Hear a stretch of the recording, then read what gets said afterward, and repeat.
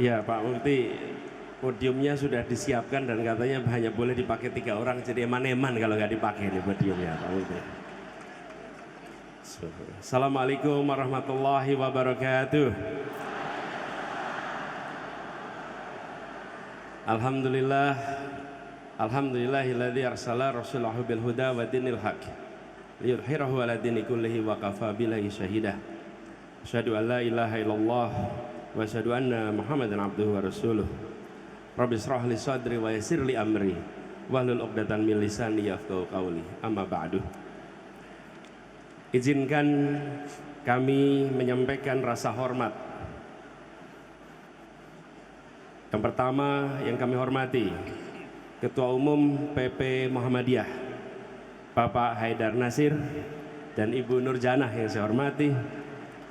Yang saya hormati Sekretaris Umum PP Pak Abdul Mukti, Pak Rektor Universitas Muhammadiyah Surakarta Prof. Sofyan Anif, juga Pak Ketua Badan Pembina Harian PP Muhammadiyah Pak Dahlan Rais, seluruh jajaran PP Muhammadiyah, seluruh jajaran PW dan PD Muhammadiyah Surakarta, serta para tokoh-tokoh yang hadir bersama di sini, para panelis yang mohon izin tidak bisa disebut nama satu persatu tanpa mengurai rasa hormat, dan yang kami banggakan seluruh hadirin yang memilih untuk hadir di dalam kegiatan pada pagi hari ini. Masya Allah sudah datang ini Pak Haidar, suasananya suasana yang antusias tapi tertib. Ini gambaran ciri Muhammadiyah ini barangkali Pak. Ada ketertiban selalu di situ.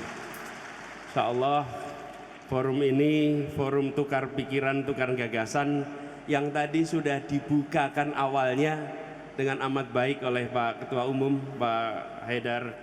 Bagaimana negeri ini dibangun bukan kebetulan, tapi gagasan. Dan tokoh-tokoh pendiri Republik ini itu memiliki akumulasi pengalaman, perjuangan, memiliki wawasan yang amat luas, pengetahuan keilmuan yang mendalam, dan ketika mereka diminta untuk menghasilkan saripatinya, maka muncul sebuah kesepakatan yang disebut sebagai pembukaan Undang-Undang Dasar 45, yang seluruh bagian dari pembukaan itu menjadi dokumen pemikiran politik dengan pondasi intelektual solid yang bila disandingkan dengan keputusan-keputusan negara lain, kita bisa mengatakan inilah pondasi terbaik yang ada di banyak tempat. Itu dalam artian sesungguhnya. Karena bukan sekedar kesepakatan tentang kata-kata, tapi di balik itu ada pikiran mendalam, ada penderitaan panjang kolonialisme, dan ada kehausan atas keadilan. Mengapa Republik ini didirikan? Karena kolonialisme bertentangan dengan prinsip keadilan.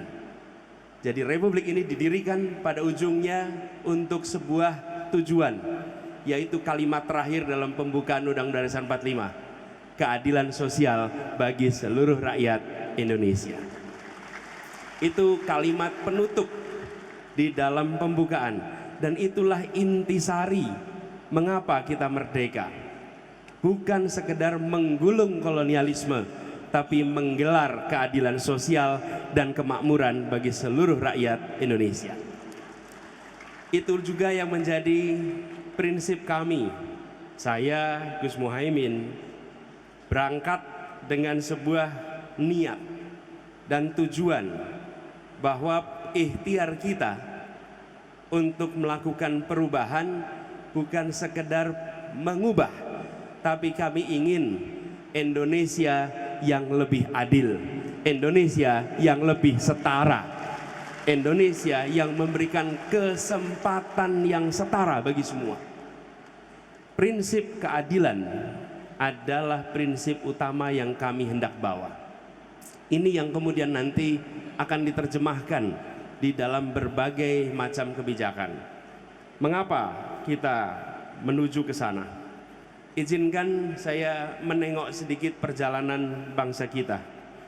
Bila kita tengok perjalanan bangsa ini, itu dimulai dengan kita menyepakati jadi satu bangsa. Kalau boleh slide-nya boleh ditayangkan. Mulai dengan satu bangsa. Tahun 28 berbagai suku budaya menyepakati kami menjadi bangsa Indonesia. Dan kesepakatan bangsa Indonesia itu ditandai dengan bahasa persatuan bahasa Indonesia. Bapak Ibu sekalian, kalau kita tidak menyepakati bahasa persatuan, mungkin di kampus-kampus Muhammadiyah itu kalau kuliah mahasiswanya dari mana-mana harus pada belajar bahasa. Kenapa? Karena bahasa Indonesia belum jadi bahasa persatuan. Hari ini kita menganggap sebagai sesuatu yang biasa saja bahwa kita memiliki bahasa persatuan bahasa Indonesia. Uni Eropa bersatu, ada 28 bangsa, 28 suku, bahasa persatuan mereka, bahasa resmi mereka adalah 23 bahasa. Seluruh kesepakatannya ditulis dalam 23 bahasa. Setiap parlemennya bersidang, di belakang ada penterjemah. Semua dokumen diterjemahkan. India begitu, semua negara bineka. Kita ini yang kami sebut sebagai satu yang pertama. Satu yang pertama, yaitu satu bangsa. Apa bisa dipastikan mengikuti iPad kami yang operator? Oke, mengikuti iPad ini saja ya. Jadi satu bangsa disambungkan dengan iPad saja. Coba kalau boleh minta tim operator untuk sambungkan di sini. Nah, yang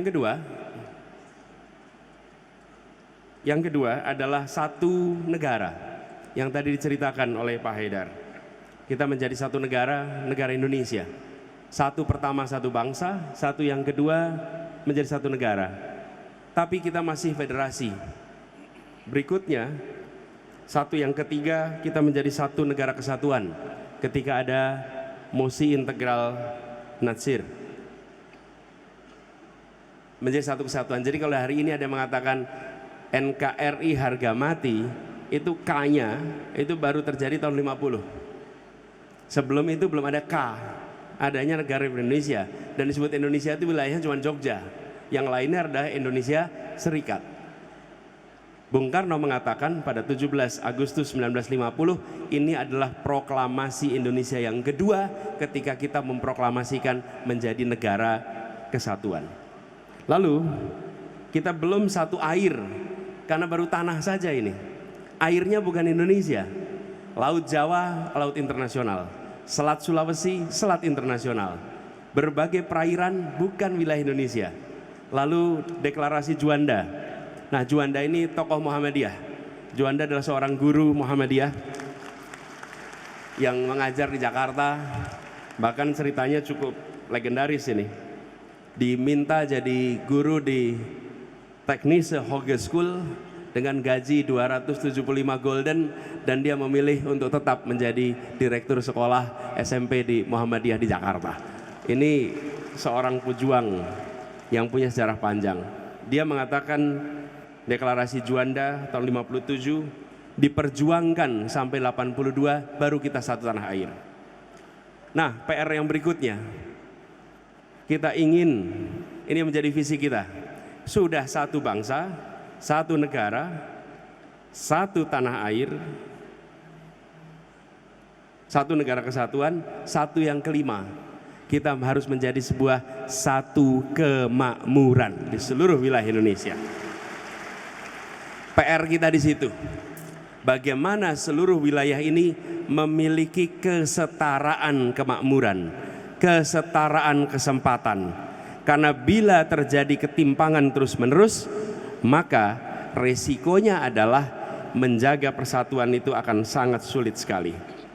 Sebagai contoh, saya berikan ilustrasi Bapak Ibu sekalian, betapa ketimpangan itu nyata. Pembangunan itu tentang manusia, bukan tentang infrastruktur, bukan tentang bangunan, tapi manusianya. Indeks pembangunan manusia Jawa Sumatera.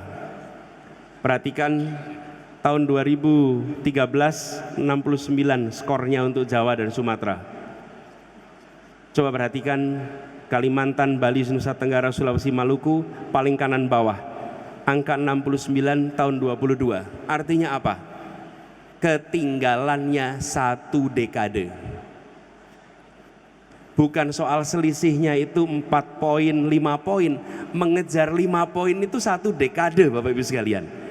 Jadi ini ketimpangan bila tidak dikoreksi, ini belum masukkan pertumbuhan ekonomi. Nanti bisa tunjukkan pertumbuhan ekonomi. Lapangan pekerjaan, investasi, dan indikator-indikator lainnya. Masukkan 1 aja, ketimpangan luar biasa.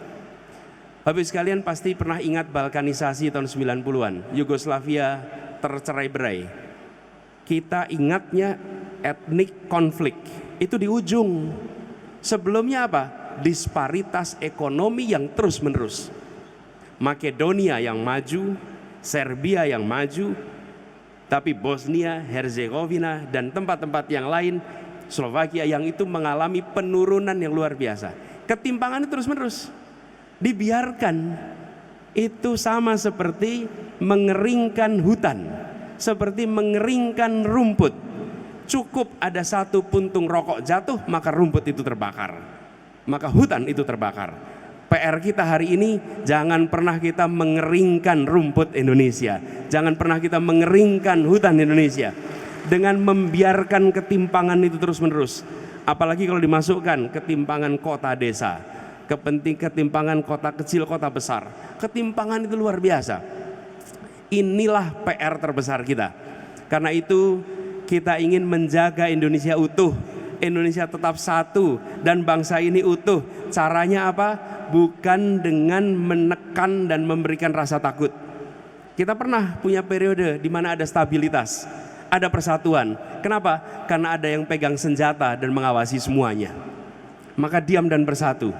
Persatuan yang sesungguhnya itu ditopang dengan hadirnya rasa keadilan. Di situ maka muncul persatuan. Itulah sebabnya kita mengusahakan ke arah sana. Kesetaraan dalam semua aspek. Dan ketika kita berbicara kesetaraan semua aspek, maka kita ingin melakukan perubahan yang mendasar. Yang pertama, Bapak Ibu sekalian yang kami hormati, kami melihat perlunya untuk kita mengubah kebijakan-kebijakan dengan memasukkan unsur keadilan. Kenapa ini menjadi mendasar? Sebagai contoh, bidang pendidikan, nanti akan kita bahas bersama. Apakah kebijakan untuk penerimaan siswa baru sudah mencerminkan rasa keadilan? Bila bentuk bangku, sejumlah bangku sekolah seperti piramida, SD bangkunya banyak kelas 1, SMP sedikit, SMA kelas 1 sedikit, maka itu artinya kita belum berniat untuk menyekolahkan setiap anak Indonesia. Karena anak-anak kita masuk SD belum tentu nanti lulus SD punya bangku SMP. Begitu juga dengan SMA. Ini contoh. Begitu kita masukkan kebijakan tentang pembangunan di bidang kesehatan misalnya, apakah sudah ada kesetaraan akses pada fasilitas kesehatan di seluruh wilayah Indonesia? Untuk promotif, untuk kuratif, untuk preventif. Ini semua begitu pertanyaan tentang keadilan dimasukkan setiap sektor, maka masing-masing sektor itu akan melakukan perubahan. Jelajahi cara baru mendapatkan informasi. Download Metro TV Extend sekarang.